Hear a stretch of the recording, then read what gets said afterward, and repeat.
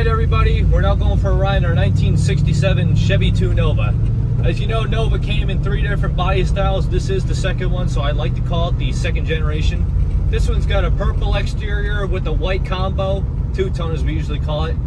Digital modern interior, has a LS swapped engine.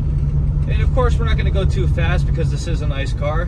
But it does have extreme power, has additional vintage AC, very nice brakes, very nice steering. Like I said, we don't really want to go too crazy with it, but I'm only hitting it probably a quarter of the pedal, and already she's got a lot of power to it. But yeah, she's a pretty cool car. Custom interior, solid underneath. The only thing that I wish this thing had was probably a blonde sitting next to me.